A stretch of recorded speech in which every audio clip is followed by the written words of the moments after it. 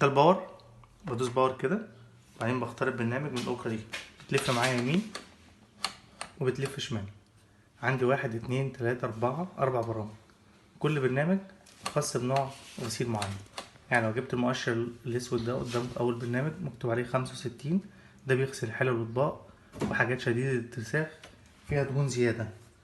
يعني كل ما هو حلل أو أطباق أو حاجات تبقى شديدة الاتساخ فيها دهون أو متسخة قوي بغسل على البرنامج ده، بيغسل ويجفف ويعقم وينضف تنظيف 100%. تاني برنامج بيبقى برنامج اقتصادي، درجة حرارته 50، لو مكتوب عليه 50 ده أقدر أغسل فيه حلل وأطباق وحاجات برضو فيها دهون بس أقل اتساخا من ده. بيغسل ويشطف ويجفف، بس تجفيفه بنسبة 80%، والوقت بتاعه بيبقى طويل شوية، حوالي من 2.5 ل3 ساعات تقريبا. هو مجرد ما الحاجة بتنضف هو بيخلص، بس هو اقتصادي في الكهرباء. يبقى الفرق فيه ان هو طويل في الوقت بس بيوفر في الكهرباء. تالت واحد يبقى الكريستالات والكوبايات والكاسات والحاجات المذهبة اللي ممكن تبهت او الحاجات اللي خايف عليها قابلة للكسر. درجة حرارته بتبقى 45، وهو برنامج سريع، بيبقى ماكسيموم نص ساعة ل40 دقيقة تقريبا.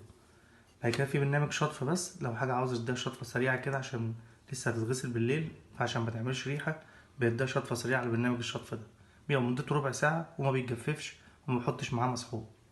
اي برنامج من دول عاوز اشغله، مجرد ما بس ان انا بختار البرنامج كده وادوس ستارت، الغسالة بتقف لوحديها، او انا بفصل عنها الكهرباء واشغلها واتاكد بعد ما مصدر المية اشوف المشكلة فين.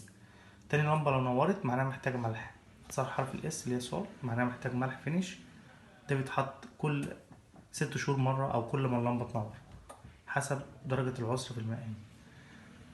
آخر لمبة من تحت دي بتاعت الزيت اللي هو زيت فينيش، برضه ده بيتحط اللي هو اسمه مساعد الشطف أو رينس أي، اللي هو مساعد الشطف. دي اللي بتخلي الحاجة تطلع معاك بالجفافة كويس، مش متبصمة أو عليها أي آثار للمية أو كده. ده لازم يتحط، مهم جدا حتى لو بستخدم قرص. يعني أنا بستخدم قرص 3 in 1 لازم أحط برضه معاه زيت، لأنه مهم جدا.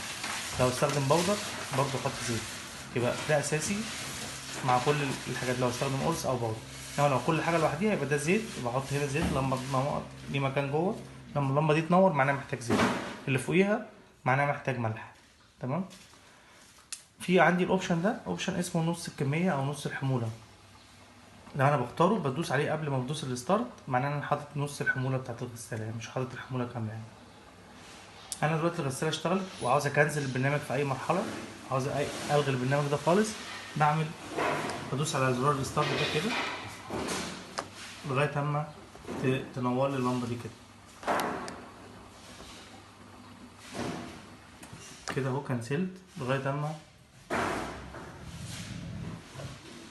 كنسلت البرنامج.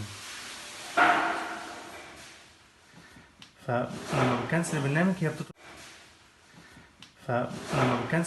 هي بتطرد الميه، بتقف لوحديها بعد حوالي دقيقه تقريبا. فبعد دقيقه بطفي واشغل تاني، واقدر اختار برنامج جديد من اول وجديد. ده لو حبيت اكنسل البرنامج في اي مرحله من المراحل. تمام.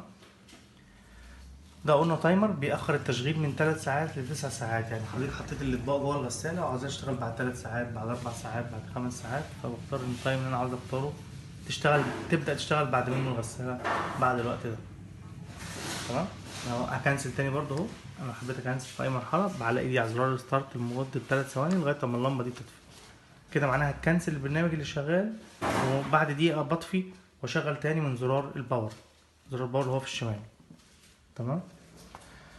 ده كده بالنسبة للبرامج والاختيار البرامج واختيار البرنامج. اهم حاجة عشان خاطر اخد غسلة ونتيجة غسل كويسة، ده مكان المسحوق اللي بتحط فيه القرص او المسحوق اللي هو الدرج ده كده، واقفل عليه كده واسمع التكة دي، وحبيت ادوس عليه تاني بدوس هنا كده. ده مكان الزيت اللي هو نفس علامة النجمة دي، هي نفس العلامة اللي موجودة بره على الشاشة. بفتح كده بتفضي زيت فينيش مرة كل اما اللمبة تنور، واقفل عليها كده. اهم حاجه الرصه بتاعت الاطباق عندي، بتحط الرصه هنا اطباق وهنا اطباق، هنا اطباق وهنا اطباق. لو عندي حلل بقفل الدراع ده كده واقفل الدراع ده كده، واحط حله وشها نايم بتاعت وجنبيها حله تانية. ما عنديش حلل بخليها مفتوحه كده واحط الاطباق جنب بعضيها هنا وهنا. المعالق او الشوك السكاكين بيتحطوا هنا المعالق كله ايده لتحت، يعني لو المعلقه كده باكل كده بالمعلقه يبقى ايد المعلقه لتحت كده، كذلك السكاكين والشوك وكل الحاجات دي. بعد ما ارص الحاجه بتاعتي بلف الرشاش ده لفه كده، اتاكد ان مفيش حاجه نازله بتوقفه، عشان ده لو وقف اثناء الغسيل سواء اللي تحت او اللي فوق، لو حاجه نازله كده مثلا بتوقفه فمعناه ان هو مش هينضف كويس. يعني مثلا بعد ما رصيت حاجتي برص كده، لو ده واقف كده حاجه نازله من فوق او من تحت فمعناه مش هينضف كويس. كذلك برضو المصفى دي لازم تتنضف كده كل فتره، بطلعها بره على الحوض تتغسل من بره ومن جوه. ودي كمان نفس الكلام، الحواف دي كلها طول ما دول نضاف، طول ما الاطباق هتطلع معاك نضيفه ومفيش ريحه ومفيش اي مشاكل. طول ما دول مش نضاف هيبقى في نتيجه مش كويسه في التنظيف. فلازم اخلي بالي على طول دايما ان دي تكون متنضفه، تاني حاجه تكون راكبه كويس، كده ما تركبش كويس. لازم الفها كده تكون عامله السهم ده قدام السهم ده كده، ده مكان